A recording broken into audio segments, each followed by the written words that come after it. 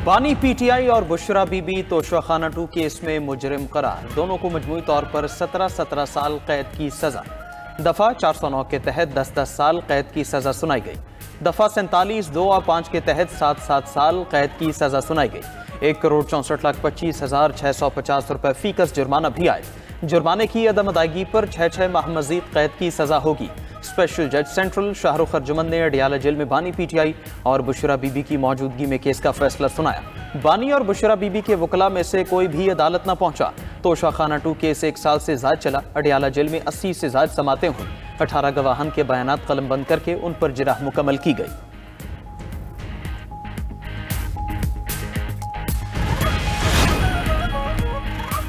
बानी पीटीआई को ज्यादा उम्र और बुशरा बीबी को खातून होने पर कम से कम सजा दी गई। तोशाखाना 2 केस के तहरीरी फैसले में कहा गया है कि इस्तखासा अपना मुकदमा साबित करने में कामयाब रहा। दोनों मुल्जिमान मुजरिमाना खयानत के मुर्तकिब पाए गए। बानी पीटीआई और बुशरा बीबी ने 2021 में सऊदी वलीअहद से बल्गारी ज्वेलरी सेट तोहफे में वसूल किया और तोशाखाना में जमा नहीं कराया। ज्वेलरी सेट में नेकलेस, ब्रेसलेट, अंगूठी और बालियां शामिल थीं। FIA के रिकॉर्ड के मुताबिक ज्वेलरी सेट की कुल मालियत 7.5 करोड़ से ज्यादा थी। मुल्जिमान ने निजी फर्म से बल्गारी सेट की कीमत सिर्फ 59 लाख रुपए लगवाई। अंडर वैल्यू तखमीना हासिल करने के लिए असरो रसूख इस्तेमाल किया गया।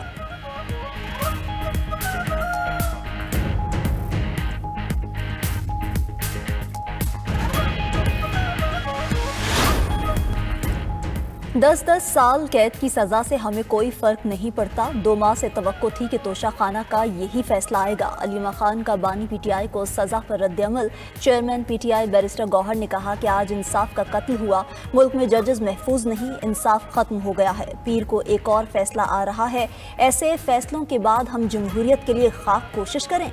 असद कैसर ने कहा कि महकूम बनाया जा रहा है। अदालतों को इंतजामिया के मातहत कर दिया गया। अब कौन सी अदालतें हमें इंसाफ देंगी? हमारे पास मुजाहमत के सिवा कोई ऑप्शन नहीं बचा। मुआवने खसूसी KP शफीउल्लाह जान बोले, मौजूदा हुकूमत से कोई बातचीत नहीं होगी। महमूद अचकजई को तहरीक की जिम्मेदारियां सौंपी गई हैं। वो जो फैसला करेंगे हम साथ देंगे।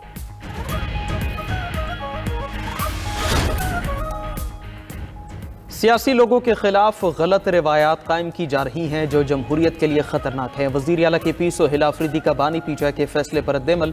बोले, हमारी अदालतें फैसले तो कर रही हैं मगर इंसाफ नहीं मिल रहा।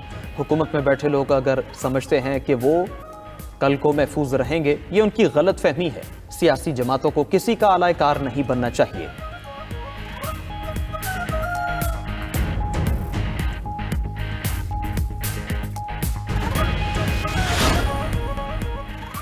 वज़ीर-ए-आज़म शहबाज शरीफ की गैर कानूनी और मशकूक सफरी दस्तावेजात वालों के खिलाफ कार्रवाई जारी रखने की हिदायत। शहबाज शरीफ के इंसानी स्मगलिंग के खात्मे की काविशों पर इज़हार इत्मीनान। आला सतह इजलास में वज़ीर दाखिला मोहसिन नकवी और मुतालिका इदारों की कारकर्दगी को सराहा। कहा, मुसाफिरों की ऑफलोडिंग की शिकायत पर वज़ीर दाखिला ने खुद एयरपोर्ट्स पर जाकर सूरत हाल का जायजा लिया जो काबिल तहसीन है। वज़ीर-ए-आज़म की मुल्की बरामदात में इजाफे की भी हिदायत। एक्सपोर्ट से मुतालिक जायजा इजलास में शहबाज शरीफ ने कहा, हुकूमत कारोबारी अफराद और बरामद कुनिंदगान को हर मुमकिन सहूलियात पहुँचाने के लिए कोशा है। वज़ीर बराए तिजारत बरामद कुनिंदगान के पास खुद जाकर उनके मसाइल हल करें।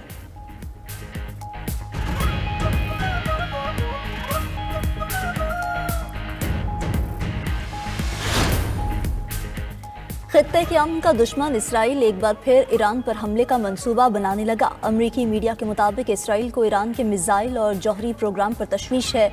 नेतन्याहू रवा माह सदर ट्रंप से मुमकिना मुलाकात में ईरान पर मुश्तरका फौजी हमले की तजवीज़ देंगे। इसराइली हुक्काम को खदशा है कि ईरान का मिसाइल प्रोग्राम इसराइल और अमरीकी मुफादात के लिए संगीन खतरा बन सकता है।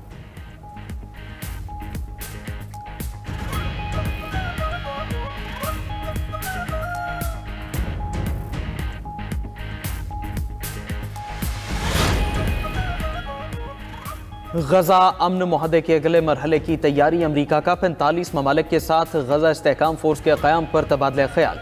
खबर एजेंसी के मुताबिक गजा जंगबंदी की निगरानी के लिए फौजी, माली या लॉजिस्टिक मदद से मुतालिक बातचीत हुई। दोहा में होने वाले इजलास में इसराइल को मदऊ नहीं किया गया। अगली मीटिंग जनवरी में होगी।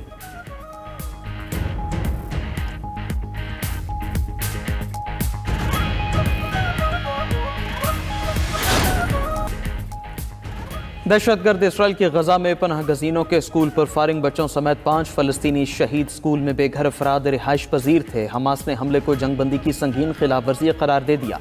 मगरबी किनारे के इलाके नाबलस में इसराइली आबादकार ने गली में दौड़ते बच्चे को गाड़ी तले रौंद दिया। CCTV भी मंजर आम पर आ गई।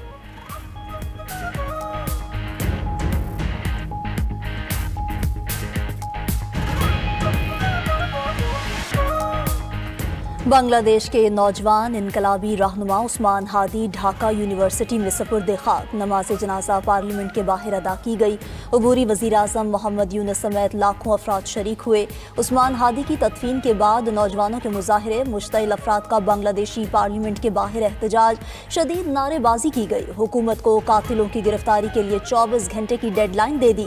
बांग्लादेशी हुक्काम के मुताबिक उस्मान हादी को कत्ल करने वाला मरकजी मुल्जिम भारत फरार हो चुका। केस में गिरफ्तार 3 मुल्जिमान का 4 रोज़ा रिमांड मंजूर। मरकजी मुल्जिम फैसल की अहलिया, दोस्त और बहनोई शामिल।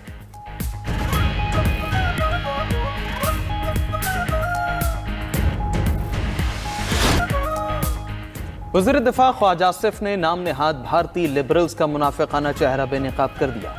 एक्स पर भारतीय लिबरल्स की वीडियो शेयर करते हुए लिखा कि जब भारतीय नाम नेहाद लिबरल्स को हकायक और दलाइल के साथ जवाब दिया जाए तो उनके पास महज शोर के कुछ बाकी नहीं रहता। ऐसे लिबरल्स को लोग किराए पर रिहाइश तक देने को तैयार नहीं।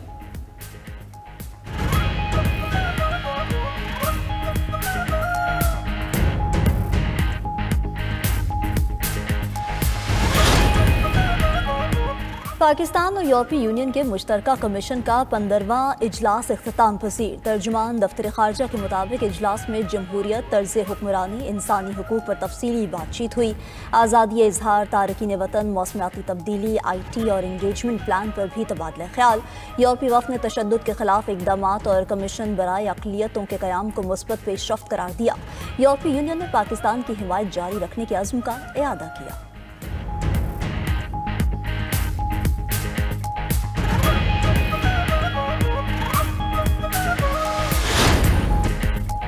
बरतानिया के साथ अमेरिका में भी सुपर फ्लू के केसेस बढ़ने लगे। न्यूयॉर्क में रवा माह सुपर फ्लू के 14,000 केसेस की तस्दीक। कोलोराडो, लुजियाना और मैरीलैंड में भी केसेस रिपोर्ट हुए। बरतानिया में एक हफ्ते के अंदर सुपर फ्लू के मरीजों में 18% इजाफा, तादाद 3,140 तक पहुंच गई।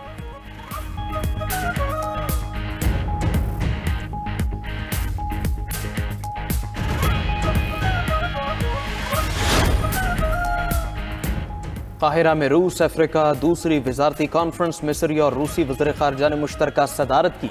जामे शराकतदारी को मजबूत बनाने और अमली ताउन बढ़ाने पर इत्तिफाक। दोनों ममालिक का इसराइल से गजा में जंगबंदी मुआहदे पर मुकम्मल अमल दरामद पर जोर।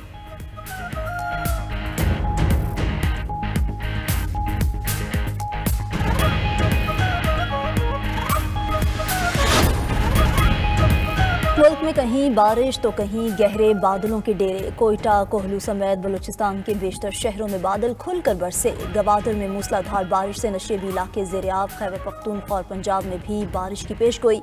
मरी, एबटाबाद और गलियात के आसमान पर गहरे बादलों का बसेरा।